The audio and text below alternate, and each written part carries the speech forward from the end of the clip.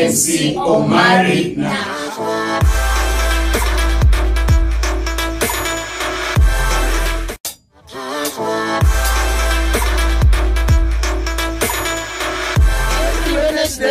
Tuko live na MC Omari Nash. Every Wednesday tuko live na MC Omari Nash. Every Wednesday tuko live na MC Omari Nash. Every Wednesday tuko live na MC Omari Nash. Every Wednesday tuko live na MC Omari. Tari giminyalo timo o inyalo kawo video ni endi ti share chwade Facebook, chwade Twitter, chwade Instagram, chwade Milligram, chwade nyaka millimeter. Iwinjo mondo jok mang'eny onene kabisa. Bed machiegni kiki wuogi nikech adwa ni penj awiko penjo to dhi duoki instantly nikech kawuono wan kode ka ende. Thum mago noendo en thum manyien sechiel kata ni winjo kaka akete oliet ikete mos. Okay, kete mos ngenyo kore koya e jikon ha. Aneno kasome ka echo ndike ni siku ya harusi. Kawuono ng'ama hosta iluongo ni GTK Studios. GTK Studios. Omed. Right.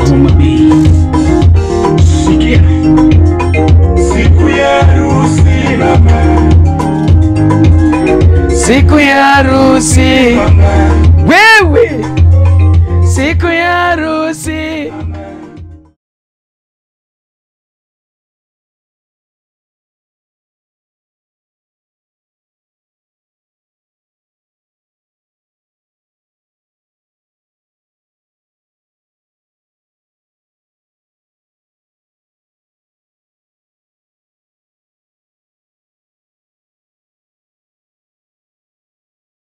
Siku ya harusi mama.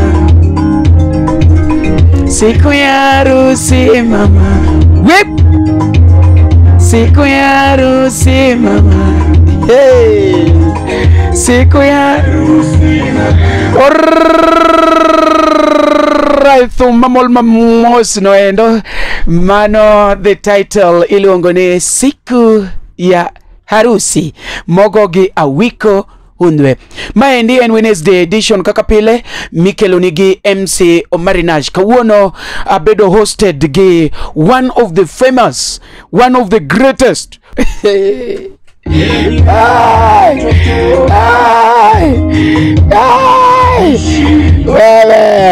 valo kodwa.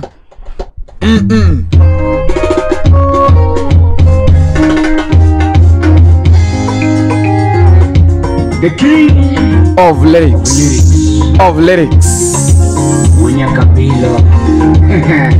Ingamo se donjo kaje chendo kawuna konini an kaendi gi awiko Hundwe.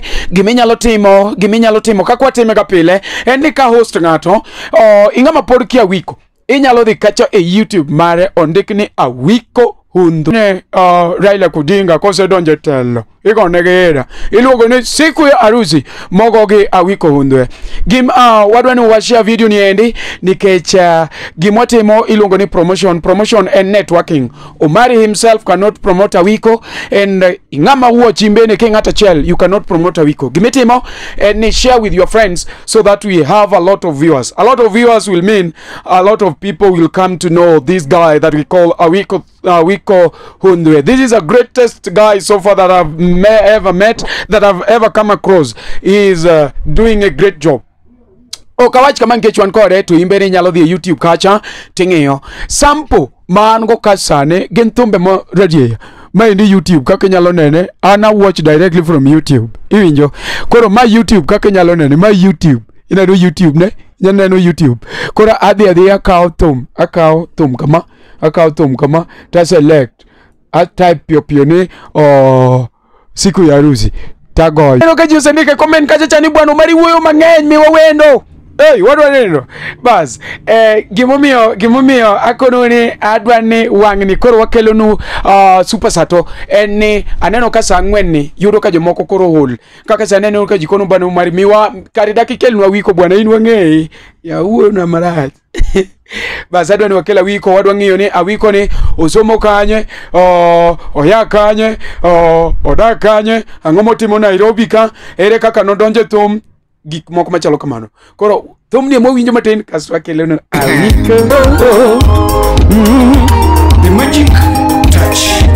Engineer Jeff Nyikwara Mogia Juang manena sani kendo winja aduoko nwero kamano kuom kaw thuolo mondo wabudh kanyakla. An iluonga ni Wycliffe Ouma Okumu. Ang'era gi nying mar Awiko Hundhwe. Jomoko luonga ni Wuod Nyakabilo, jomoko luonga ni The King of Lyrics, jomoko denda ni Big T. An wuod Lego Siaya kamoro Karapul, Kowich. Kanya dalawa kichopo Siaya town kanyo, penja Barogongo Chief Camp, ichopo dala. Koro an thum achako 2019 September. Kanya matime thuma mokuongo iluongo ni Hera Dhando. Thum ne en gima nahero. En mana ni unfortunately kuonde mana manyo mondo ariwra gi jowetena mondo wago thum. Mondo ayud ng'ama nyalo kocha maber. Ok nayudo. Mentorship no ne onge. So after kasemanyo for a very long time. Koro ere kaka Wiko to tenore go Kumu. How did the name come? Awiko is from Wycliffe. Oh, okay. So you are called Wycliffe Okumu. Correct. Awiko Hundhwe. Hundhwe tiende ni en ng'aman the vocal. Hundhwe en winyo machiewo sirawinde. Actually en winyo machiewo jite. En moa weekend the entire universe ka gimora mora poko chiwo. Baba dhogi mite Kisongo. Okay, aneno kidhi maya shoni nikech jine de klokore ni bwana wan koro dwaro one on one in English. What will I do? Awinjo bwana the entire universe. Hey!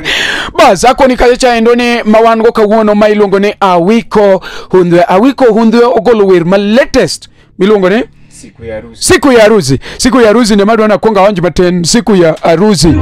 Akonga achaki.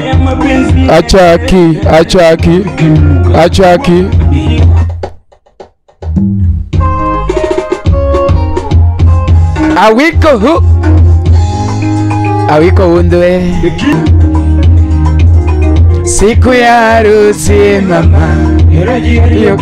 Show, and we call it promotion. We cannot promote if you people were missing, and for that matter therefore we really appreciate for everyone that has tuned in. Kwa wale ambao wanatuelewa na labda wanaelewa tu Kiswahili pekee, tunasema samahani kwanza, tunataka utusamehe kwanza. Najua labda mmenisamehe ama sama imefika.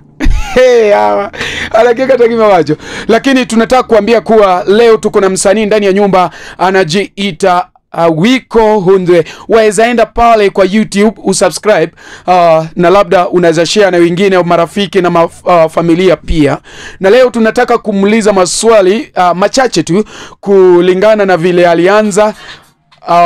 alianza mziki, pale anatoka, familia na vitu kama hizo. Ukiwa pale unaweza tupea kwa comment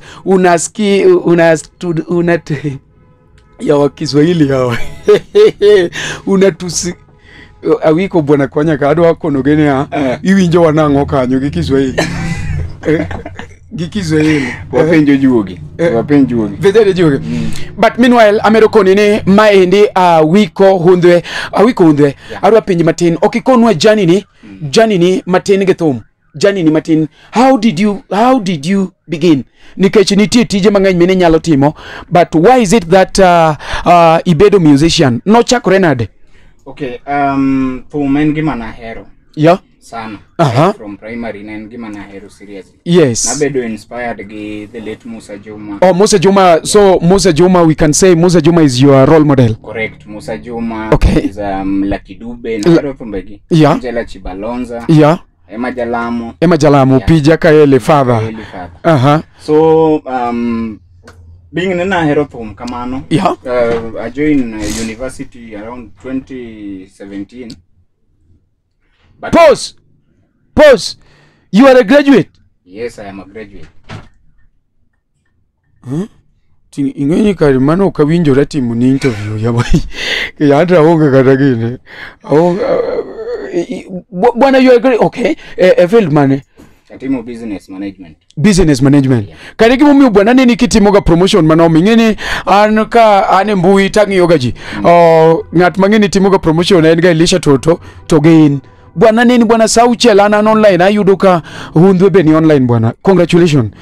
Kori wachu ni graduate when? Koro I graduate 2018. I joined 2015. I graduate 2018. Okay. Then kaneromo 2019. Na muane adwa gothum. Yes. Kora adwa kao papers ka. Get thing you put aside. Gothum.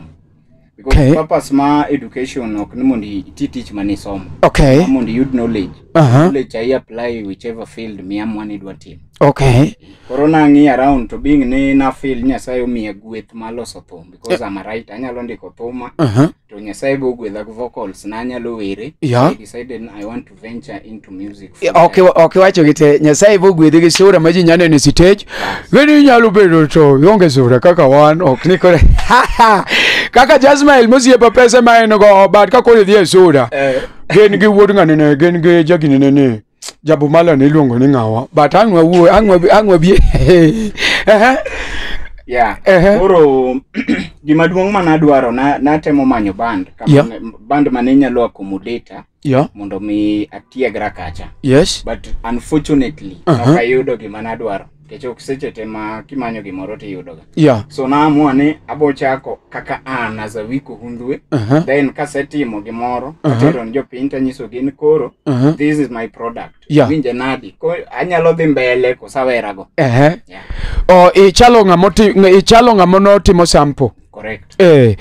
Like saniko pori dwari itiera mogi TV ka in comedian ipenje ni bwana tangani comedies moko misegolo. Ok ni ana comedian anu we adonja chagire. Koro kani chako thum idonje band ngato kosi chaka gi mari ti wuok. Alosa thum mokwongo. Aloso my first song iluongo ne Hera Dhandho. Hera Dhandho? Yeah. Kaselose kanyo nalose ka Elvis. Aselose achaka. Ma inonge kimoro ni irawe band mar ngato. To sani in gi band ni? Sani an gi band no. Idhi mbele. Yes, kumteko nyasaye wadhi mbele.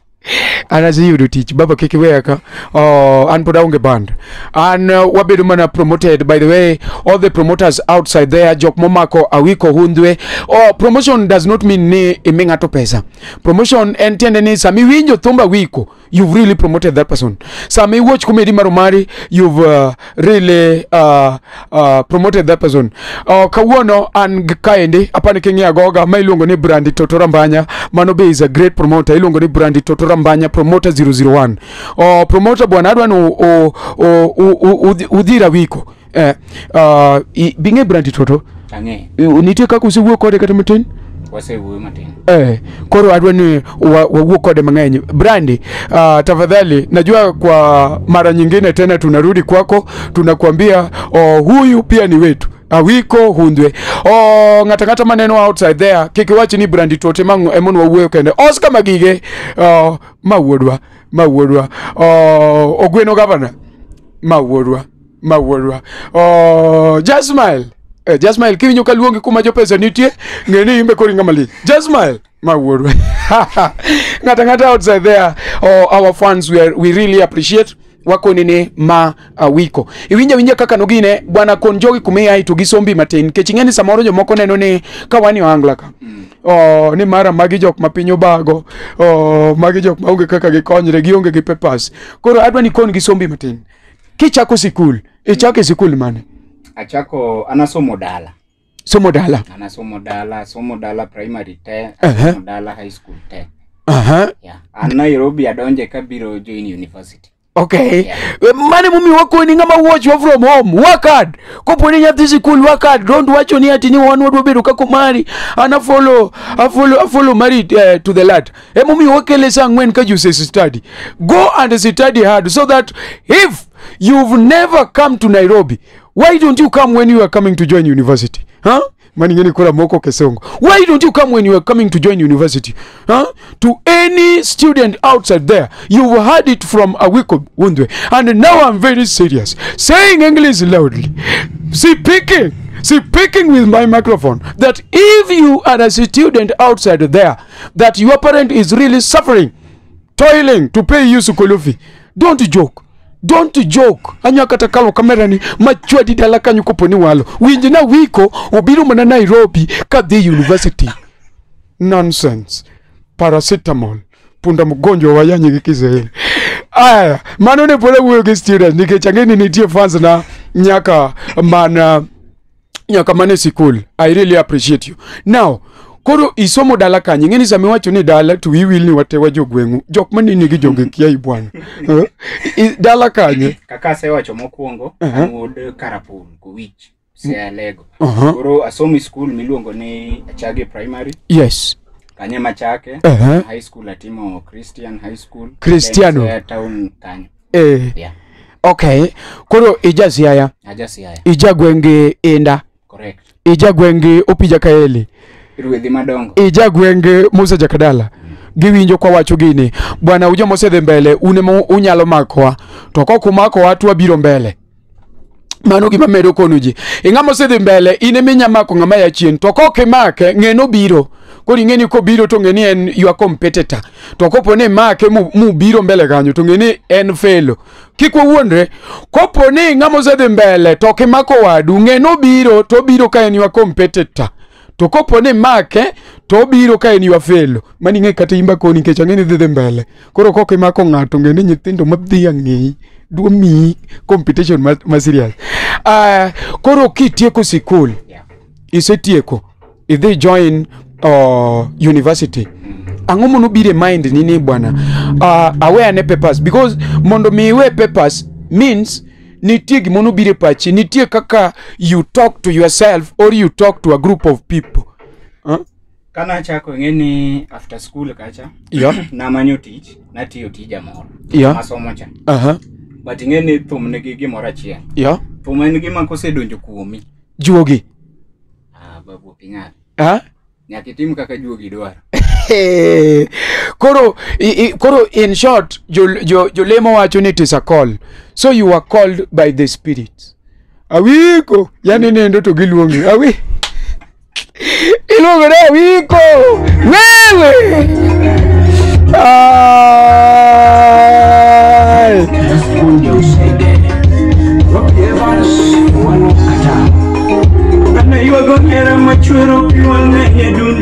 Eti anayuago era machero piwanga nyadundo wewe ayuago era machero. Right, mano ende matero we break. We are coming shortly after break. Wachani gino gi Kizungu bwana merenga musomo bwana. In fact, you ought to have told me before. We would have never wasted your fee. Erika kisomo kasunia cheka tugurani. I'm taking my time to host you and to interview you in the local language. Ageni kakora uweyo kamano wawacho dholuo kama joma be ipenjore ne hawa. Angomi yonemi ya dis kawacho dholuo. Tokoro ya umari geneto be yodo mana pesa gegine. Ir pesa ni manu miseme ya kawacho dholuo. Bwana kwa chene we are coming shortly after the break. We are resuming after the break. Sicho madu. Ngini ya kata koponi ati nisomo nyaka university. Wakoni ngechaya ni Kizungu nane penye. Awacho ni we are coming shortly into kori ikete mari university serially. Bwana timo na interview kozani matimoni. Interview timo. Koro wachwa bwana jibiro ngeyo ni akia Kizungu kuri inu wacha makoni no. Okay, manakanye we are coming after short break. Very good, very good. Kenda yokuira machwayo midekereto podati.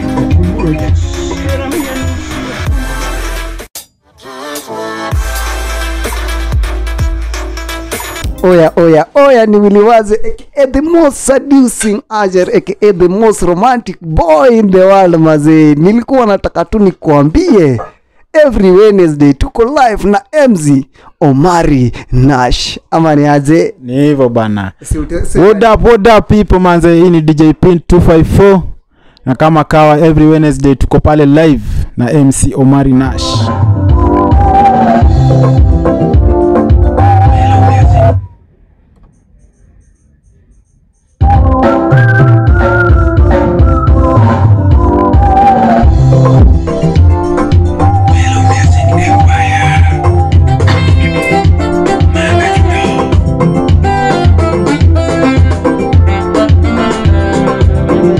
And after break mana kaka winjo no endo mathuma mit marudore mamosa.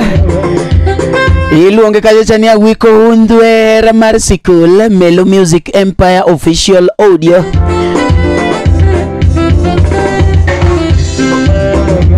Zaina nyadundo mama. Eti Zaina nyadundo toto. Eti Zaina nyadundo mama. Alright, ngama kore kodonje budha kunini kawuono wan kaendi gi jago ma serious ahinya iluongo ni Awiko Hundwe.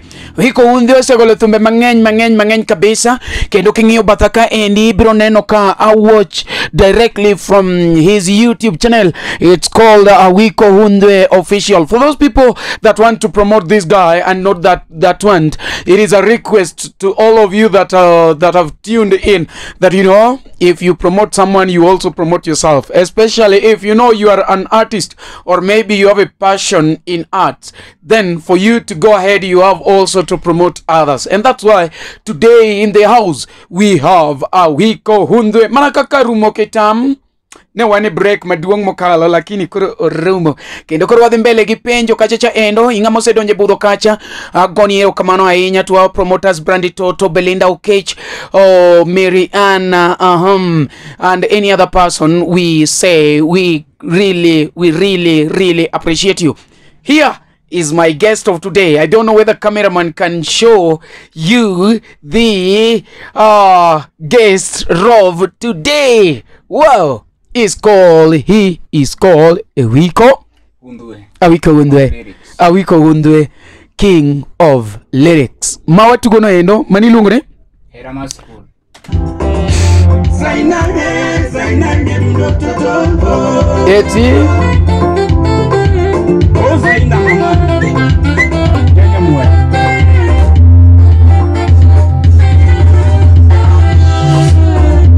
Awuda dimo Awiko Hundwe tumane.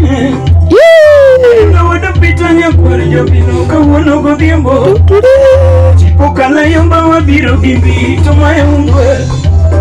Simbo pidho chike mamiyo jirigo tomae Hundwe. Ninyi mawer mamit no pod mana ni 700 subscribers. This one cannot be no.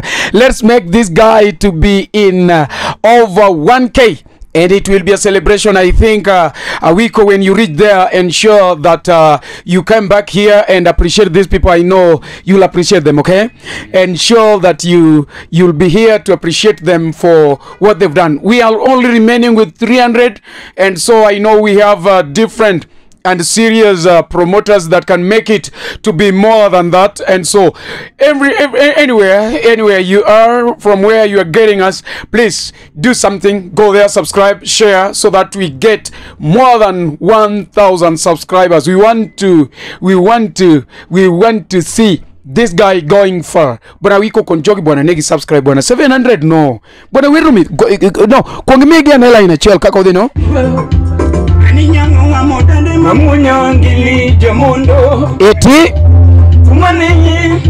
Eti dundo juka wewe tumane biro nyagole moka tugengo Jamati mwenye yapena bini jionge wichiba Eti mwenye yapena.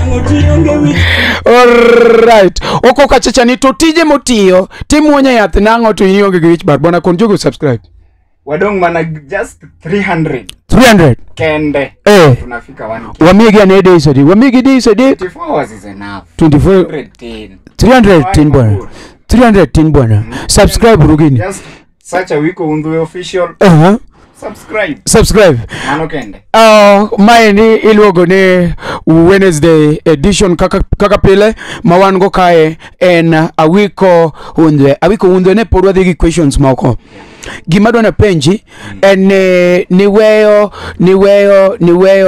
anything mini nyalo timo niketo nyaka course mini timo kando iwacho ni ini dwa go thum we achagi penjo moro matin kumwasi chope ni ende bethum ni chuli kozo ere kaka iyudo mapato tumpoka beti for long but aduoko Nyasaye erokamano and my fans and promoters mosebedo kochung koda I can confidently say ni thum konya. Okay. thum konyi. Okay, koro music ni enemy time kaka main activity or main business, or there is Atoka chama ngiyo gicha. eh Because thum itself art maduong. an art. Ungeka kidwari wa art ni aspects mine gocha could being employed. You will not manage. Either one will have to fail. Aneno ka jomoko miyo comment kaje cha miya som pio aneno comment kaje cha endo ma iluongo ni Kale nyakwar damba owacho kaje cha ni yom bwana. Go there and subscribe. Aneno kaje cha Kevin Ochola wacho ni watching Kevin Ochola, we big up Roko. You can share, tell them that the person that we have today is Awiko Hundwe. You can share so that we get a lot of maybe viewers, because we want to promote our brother here. And as we told you the other time that, you know, we are all remaining with 300 subscribers for this guy to be at 1K. And we know within 24 hours that is just enough for you people to reach it there. Oh, manone joke maneno wakaje chaendo mangeni korwa tiyo Facebook kamera mar Facebook nika ma chalo ma YouTube ma kamera ma YouTube ma chalo ma TikTok ma kamera zinika mange wage magito the abroad magito menyu ma the abroad mera kamera zinika ko kendo kuma wantiere mabedo hosted iluongo ni GTK Studios ka ngama obedo CEO kaide iluongo ni Jasmile GTK Studios. Koro iwacho ni in it is Thum is the business, Thum is the side also. Yeah. Okay, to koro ere konwani ere kaka yudo pesa mesa moro idhigo de studio iyudo mai Thum ka nikech ang'eni kapok Thum pok obedo Thum nyaka obed recorded. Yeah. Is it? Koro konani ento ere kaka yude Emomiyo atelo wacho chien kanyo niya. Samitimo gima ber. Yeah. Nitiere ng'ato machieng' moro nonyisa ni whatever thing midwa timo, in team your best, because oking'eyo who is going to use this product. Exactly. Samoro ni nyalo time ki jokes to nitiere ng'ama very serious ma monitor your movements. So kaka na chako kod kama chope sani sa usemiya jok mosechung' koda matin. Alright. So momineno ni maybe the first song na chulo. Struggle machulo. Michulo. So maybe modong te up to this kama chope sani. Yeah. Poka golo kata one bob monda chulo. En jok moko ma neno gimitimo maber. Okay. Wagoero kamana yenya aneno kayo cha Mazi Malkia wacho kayo cha ni Mazi watching. Mazi Malkia is watching. Mazi Malkia is a great fan of mine. She's also a musician. Mazi, big up. We really love you. And this is Awiko Hundwe. Awiko Hundwe nentig moro mana penji kapok no dhi break. Ni benitiere jathum moro migombo mondi tim godo collab. An kaka Awiko Hundwe. I believe ni ng'at mora mose amua nodwa bedo jathum. Yes. Then you have believed in yourself. Gimidhi golo en gimoro ma serious minyalo winj. So I'm loyal and very ready timo collabo gi ng'at mora. Makata to me, onge jathum maduong', jathum matin. Okay. It's about the artist. Koro jathum mora ma ntiere ready. Wanwatima tima collabo. No, ingeni gima kwa golo zima itakuwa sawa. Okay, ingeni samaro ni team ine makori dwa ni approach like maybe Omari ongewer, but Omari will not come and approach you ni bwana wa team collabo. Is there anybody menya the approach ni hao baba neno ka tiji ber Omari aneno ka tiji ber okwago collabo moro matin? An gima nyalo wacho kwa ng'iyo artist ma wuok Luoland sani gitimo maber kendo Thum wadhi international as we speak. Thum neno angla mane go Thum winjo diaspora kwani dong nyocha an Kuala Lumpur. Thum mane mego Kuala Lumpur siku ya harusi. Aya manyocha duogo ma adhi South Africa migochina ni aket Thumcha Thum era ma school donge maduogo winjo ka ji winjo South Africa mano nyiso ni Thumbe wasani ose the international. Correct. Kore momiacho niya ni artist mawuok Nyanza sana doing well. Yeah. Koro an kaka Awiko Hundwe time na koromo botimo collabo mang'eny. It is all about time. Yeah. Era inya maniluongo ni awiko hundwe kako wuoyo no endo. Awiko hundwe gimedong na penye matin. Ni changamoto yapi katika nyanja ya sanaa umekumbana nayo ambayo unaweza tuambia sisi kama wafuasi wako ambao tunakufuata tufe yani tufe step by step.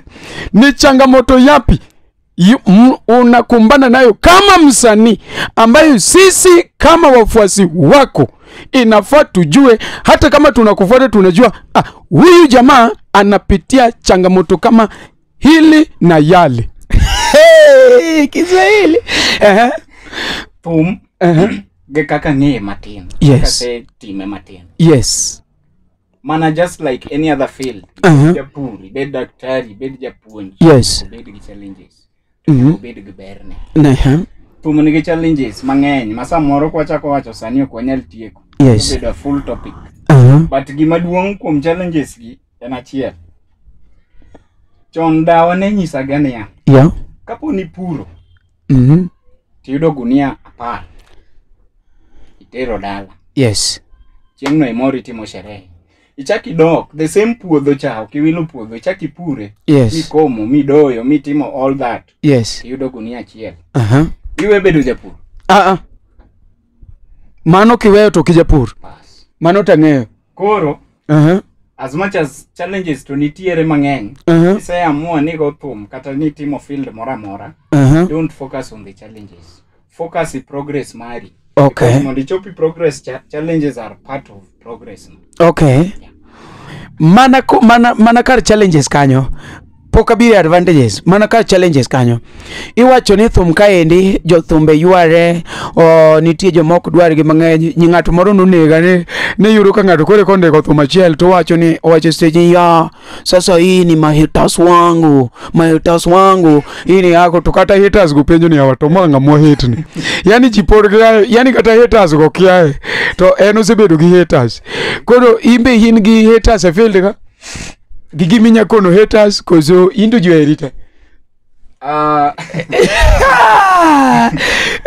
Kata Yesu noko heri gi jite. Exactly. Mano biro konyo mapod moko no gure. Exactly. But gima duong' ni an kuoma I hate nobody. Because jothumbe tema go thuma ka gi kaka colleagues na ka gi kaka mentors. Mika. Keche samoro gitelo na. Yeah. Tiemo telo na ntie malo banga. So kantiere ng'at mora ma maybe feel no hate Awiko Hundwe. There's no point hating me. Drop the hate. Wago thum. Purpose ma thum en mar ni mondo wapuonj go oganda wa. Yeah. Kel mor. Yeah. Yud kaka wanyalo konyore wa kony go familia kod osiepe miko.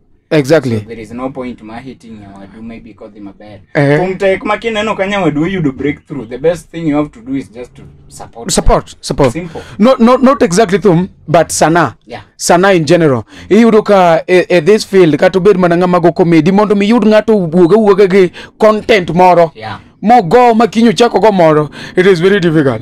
Koro kaka awunjo wacho amba wacho chon ingat mo oneno ka samoro ng'ato dhi maber tiwacho ni wan warite ka chieng' moro lor ka ng'ano rumo to nyako rum. Osiepa nitie jomoko ma samoro kaka iwacho ni ati rumo no ng'ano ok rum kaka an ok apar machiegni. Koro ng'ama rito ni ati we warit kuma rumo. Baba kauru kombi ber peny kech kuma udwa chung ma mondo mi aduka.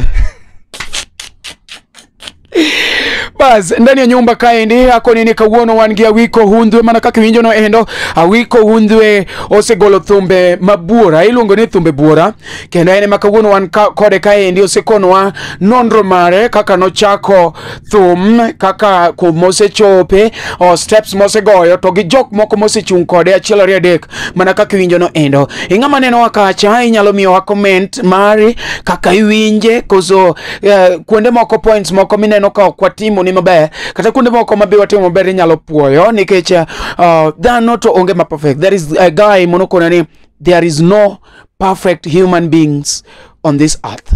Koro kata wan wang'ini watime with mistakes. Ing'ama neno wakacha inyalo miyowa some of the comments. Aneno ka ng'ato penja kacha ni to nyathino rambanya to wang'eler manade no Omari penj nago niya to bose kendo Awiko mamari biseke Nyasaye gwedho ng'ama tiyo matek for a purpose.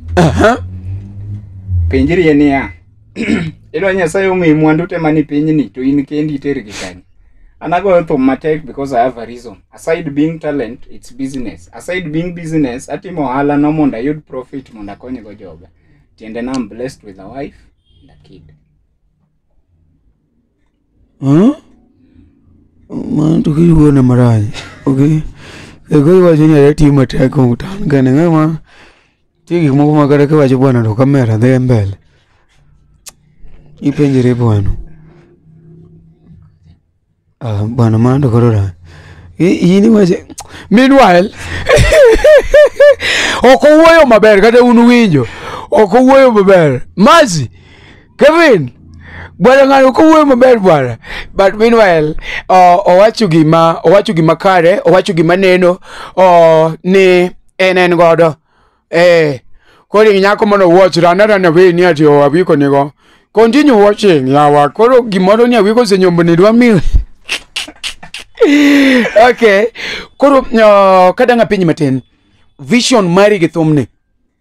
En nango nikech ngata matimo gimoro timo gi vision.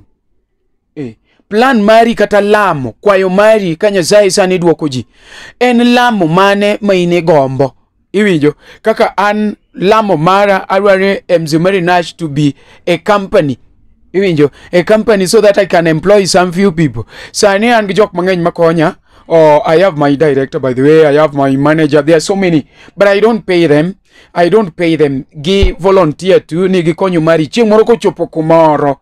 Then a good thing can come from that.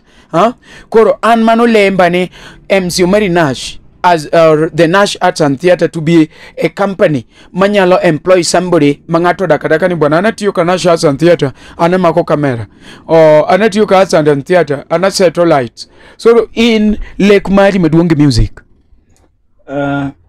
lek mara maduong en ni king'iyo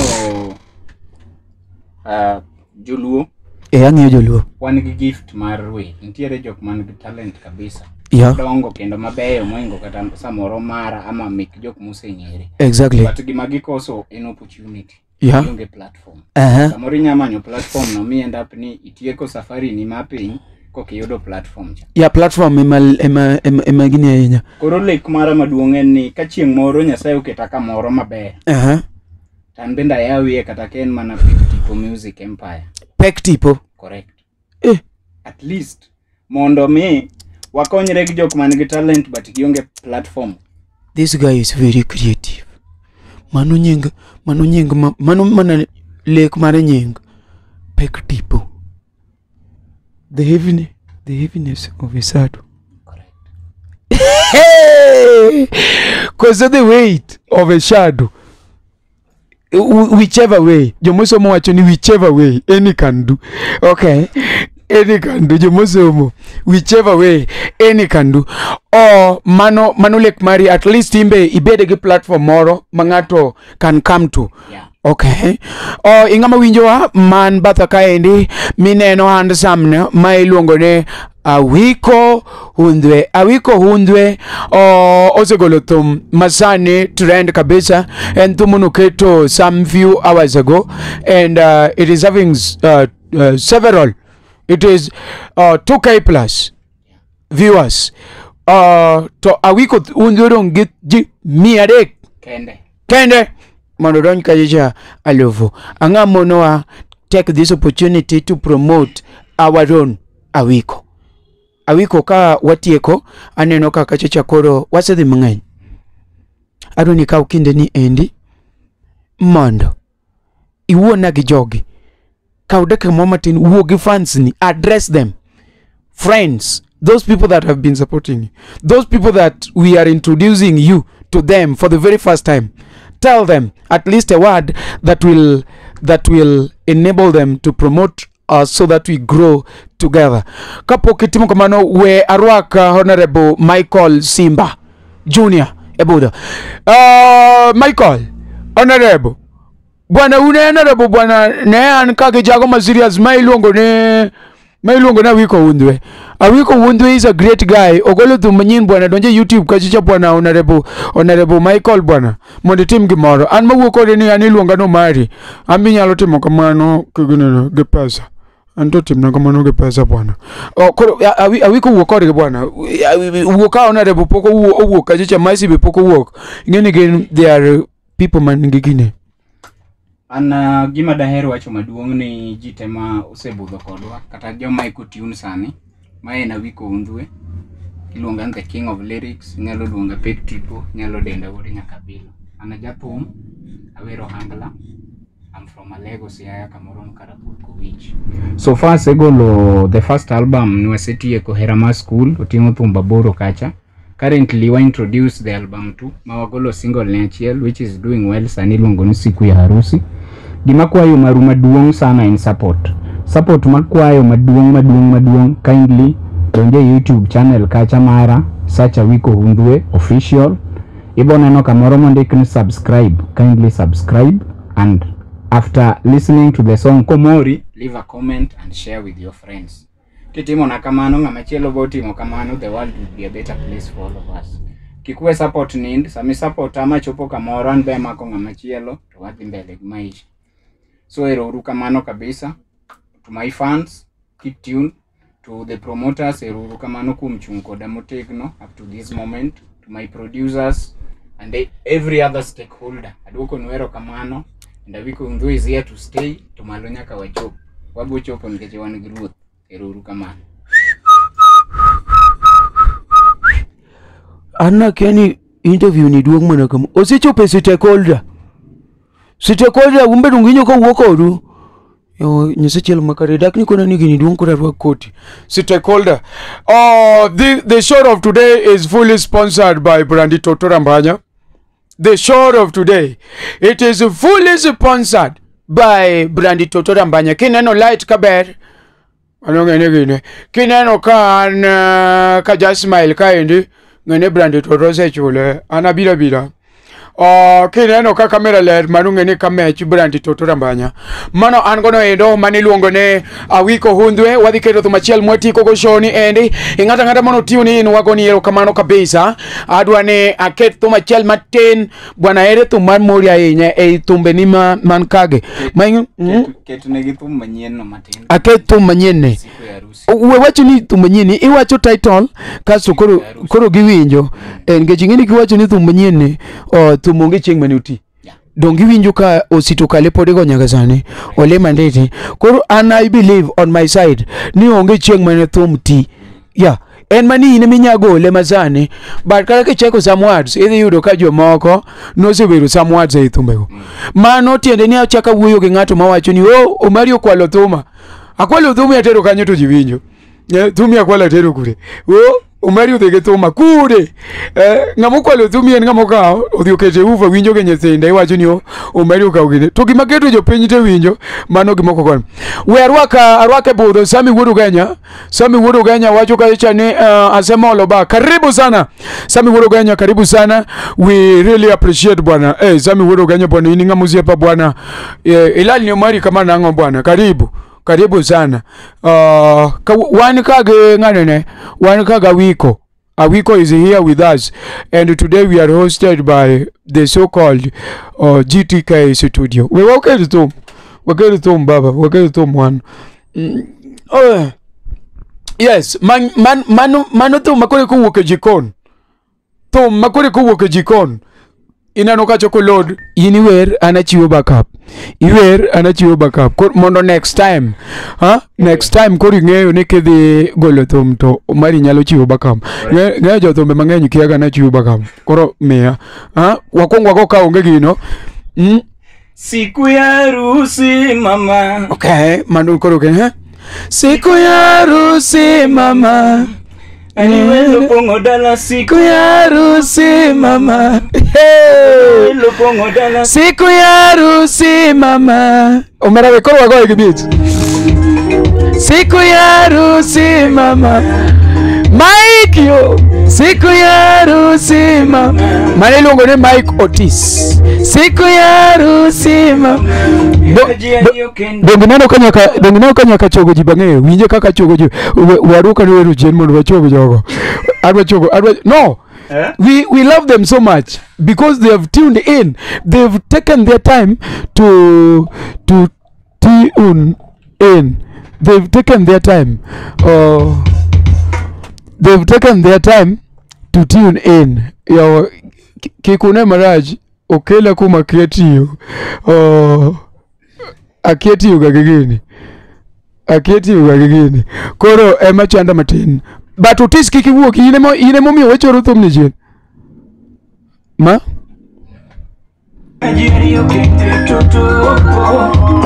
Aya, wakete nege ganyo. Otis kiki wuok kanyo bwana wadu wechogi. Ine wakuru wadu wechogi sane endi.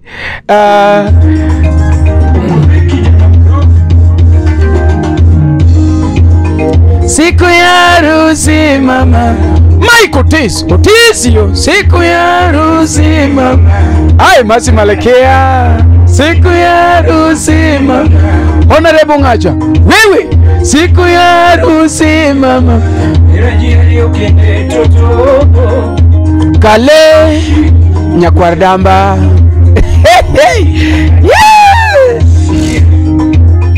Siku ya harusi mama. Kevin Ochola. Siku ya harusi mama. Abrandi Totora Mbanya. Siku ya harusi mama. Belinda Auma Okechi. Siku ya harusi mama. Oscar Magige. Wewe Oscar Magige. Alright, okdang wawach gigi tema tiekre. Akoni ni mudong dhie kachacha endo e YouTube mar Awiko Hundhwe. Awiko Hundhwe nitie wach moro mudong madangi kon joge? Asayo medrito.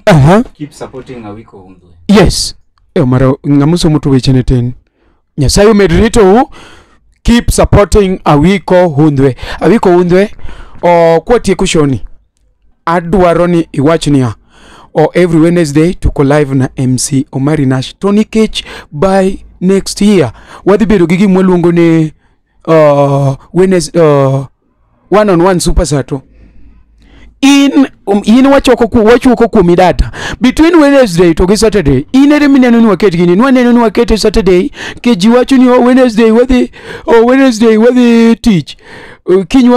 The following day wamondo koro nyaka wanende choni yawa miyo wa Miss Omari. Koro negi kwa inu wakele Saturday. Chakre Saturday.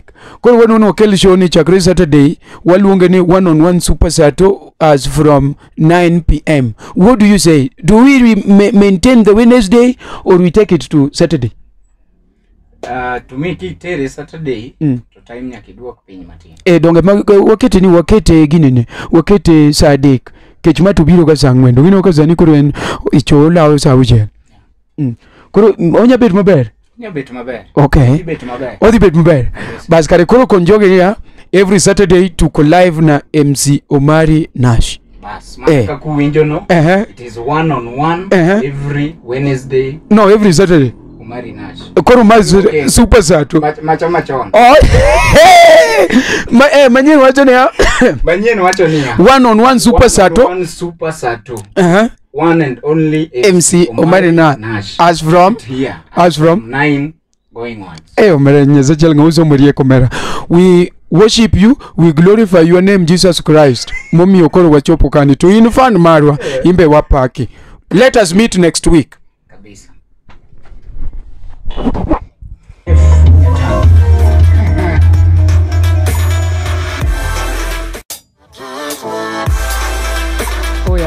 Oya ni Wiliwaze, the most seducing Ajer, aka the most romantic boy in the world mazee. Nilikuwa nataka tu nikuambie every Wednesday tuko live na MZ Omari Nash. Ama ni aje? Ni hivyo bana. What up people manze, hii ni DJ Pin 254. Na kama kawa every Wednesday tuko pale live na MC Omari Nash. Au unaweza cheka tuko na mbogi kubwa hapa mbaya sana. Si tunaweza sema hii pamoja ama ni aje? Every Wednesday tuko live na MC Omari Nash. tuseme tena Every Wednesday tuko live na MC Omari Nash. Mazee napenda sana. Mazee kama mkijua from next year mazee 2021 mazee Omari na kumbe mlikuwa rada. Napenda sana. Oya bye. Next year 2022 mazee tutakuwa na show mpya yenye inajiita Super Sato 1-on-1 Super Sato na MC Omari Nash. By next year 2022 tutakuwa live na MC Omari Nash kwa so inajiita Super Sato. Tumemaliza ama ni aje?